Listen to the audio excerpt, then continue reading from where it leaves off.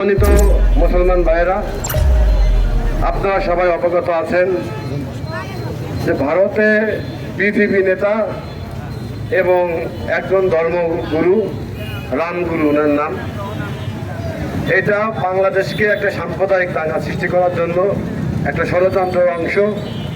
আপনারা জানেন বাংলাদেশে স্বৈরাচার বিরোধী আন্দোলন হাসিনা পতনের পর থেকেই আপনারা দেখেছেন 5 তারিখের পর থেকেই এই সরকার যখন ভারত থেকে আশ্রয় নিয়েছে তারপর থেকেই একের পর এক ষড়যন্ত্রে লিপ্ত।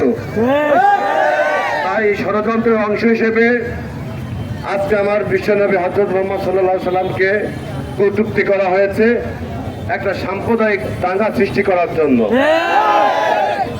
বাংলাদেশের মুসলমান, ভারতীয় মুসলমান, আপনারা দেখেছেন যে ভারতের মাটিতে মুসলমানরা যেভাবে বোম্বাই শহর, হায়দ্রাবাদ শহরে মুসলমানরা এক হয়ে এই ষড়যন্ত্রের মোকাবেলা করছে, তারই সাথে আমাদের বাংলাদেশের মুসলমানরাও আমরা ষড়যন্ত্রের মোকাবেলা করব, কিন্তু ফিরে শক্তি দিয়ে নয়, বুদ্ধি দিয়ে করতে হবে। যেহেতু সামনে দুর্গা পূজা, এই পূজাকে উদ্দেশ্য করেই বাংলাদেশে একটা সাম্প্রদায়িক দাঙ্গা সৃষ্টি করার লক্ষ্যে এই ষড়যন্ত্রের অংশ এটা। তা আমরা যারা মুসলমান আছি, আমরা সবাই সতর্কতার সাথে এই ষড়যন্ত্রকে মোকাবেলা করার জন্য সবাই ঐক্যবদ্ধ হয়ে সতর্কতার সাথে আমরা যেভাবে 5 তারিখের পর থেকে আমরা বাংলাদেশের সংখ্যাগরিষ্ঠ যে হিন্দুদের, তাদের আমরা মন্দির পাহারা দিচ্ছি, তাদের বাড়িঘর পাহারা দিচ্ছি, আবারও একই ধরনের ষড়যন্ত্র হবে আমাদের বাংলাদেশে। কেউ হয়তো রাতের অন্ধকারে মন্দিরে হামলা করবে, হিন্দু বাড়িতে হামলা করবে, তাই এবার আমাদের মুসলমানদের ঘাড়ে চাপিয়ে দেওয়ার চেষ্টা করবে। আমরা সবাই আবারও সবাইকে অনুরোধ করবো, আমরা যেহেতু মুসলমান, আমাদের রাসূল পাক সাল্লাল্লাহু আলাইহি সাল্লাম তিনি বারবার বলেছেন যে আমরা হুজুগে না, আমরা বুদ্ধিমত্তার সাথে সমস্ত ষড়যন্ত্র মোকাবেলা করব এবং এই ভারতীয় রয়ের যে ষড়যন্ত্রকে আমরা আবারও শক্ত হাতে দমন করবো, এই ষড়যন্ত্রের মোকাবেলা করব।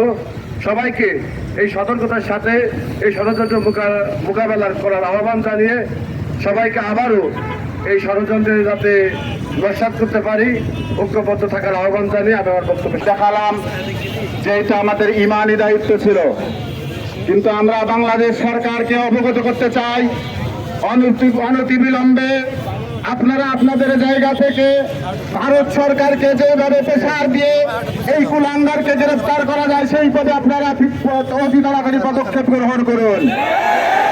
অনতিবিলম্বে এইটা যদি না করা হয় তাহলে বাংলাদেশের ইমানওয়ালা মুসলমানরা যদি বড় থেকে বড় কর্মসূচি দেয়, তখন আপনারা এর দিশাহারা হয়ে এর কোন রকম আপনারা এটাকে আর কোনো সহজভাবে নিতে পারবেন না ইনশাআল্লাহ।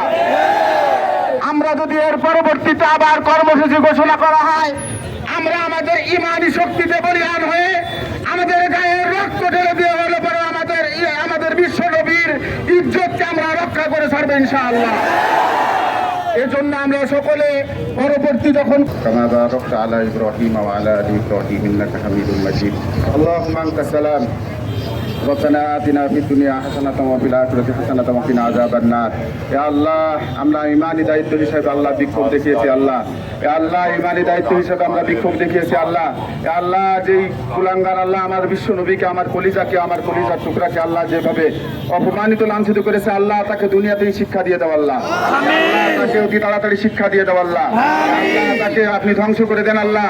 ইয়া আল্লাহ, তাকে যারা সাপোর্ট করতেছে আল্লাহ, তাদেরকে আল্লাহ বুঝ দেন, আর যদি বুঝ না থাকে আল্লাহ সকলকে ধ্বংস করে দেন আল্লাহ।